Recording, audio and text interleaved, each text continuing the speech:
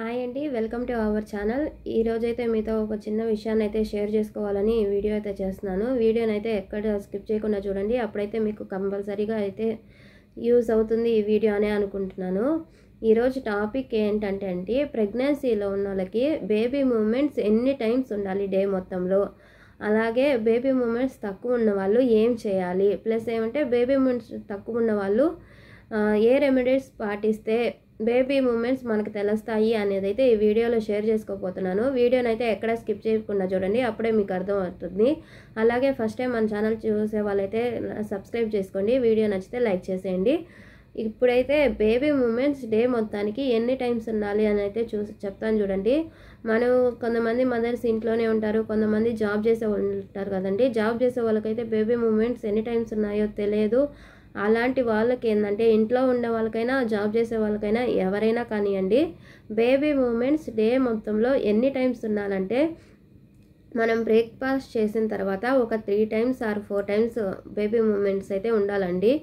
Afternoon lunch తర్వాత కూడా 3 times ఉండాలి. నెక్స్ట్ ఏమంటే డిన్నర్ తర్వాత కూడా ఒక 3 times ఉండాలి. డే మొత్తంలో ఒక 10 times కానీ బేబీ మూవ్ అవుతుంది అంటే మన బేబీ అయితే పర్ఫెక్ట్గా ఉందని అర్థం అండి. సో బేబీకి ఇబ్బంది లేదని. ఈ మూమెంట్స్ అయితే కంపల్సరీగా అయితే చెక్ చేసుకోండి. మనకి జాబ్ చేసే వాళ్ళకైనా కానీ ఇలాగా లంచ్ ఆర్ డిన్నర్ తర్వాత కొంచెం టైం అయితే ఉంటుంది కదండి, ఆ టైంలో అయితే కంపల్సరీగా అయితే కౌంట్ చేసుకోండి.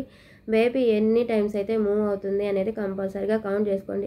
ఈ టైంలో కూడా మీకు తెలియట్లేదు, బేబీ మూమెంట్స్ తక్కువగా ఉన్నాయి అనుకున్నప్పుడు మీరు ఈ చిన్న రెమెడీ అయితే పాటించి చూడండి. అప్పుడైతే బేబీ మూమెంట్స్ మీకు కొంచెం అర్థం అవుతుంది అనమాట.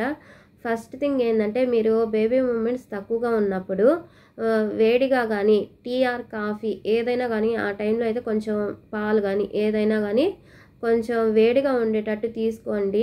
లేకపోతే వేడి వస్తువులు తినలేవు అన్నప్పుడు కూల్ డ్రింక్స్ లైక్ జ్యూస్ కానీ చల్లగా ఉండేది ఏదైనా తీసుకోండి. ఐస్ క్రీమ్ కానీ ఏదైనా కొంచెం చల్లగా ఉండేది ఆరు వేడిగా ఉండేది ఏదైనా అది కానీ తీసుకోండి.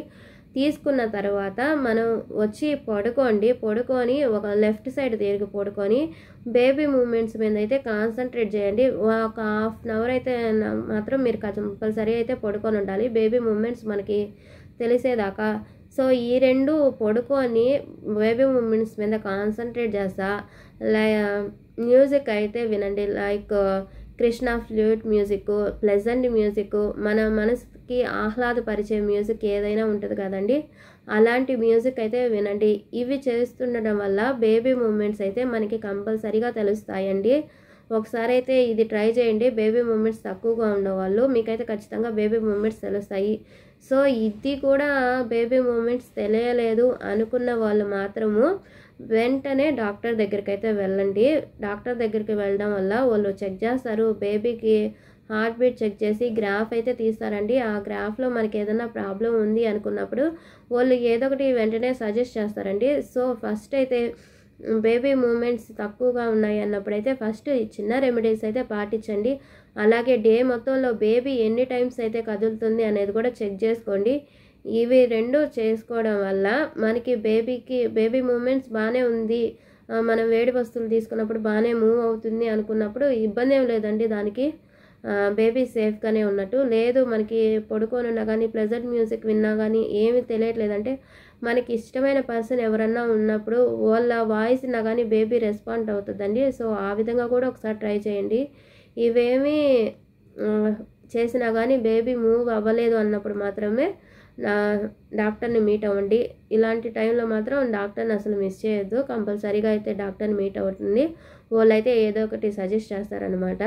అలాగే వీడియో నచ్చితే లైక్ చేయండి, మన ఛానల్ని అయితే ఫాలో చేసేయండి. Thanks for watching. బాయ్ అండి.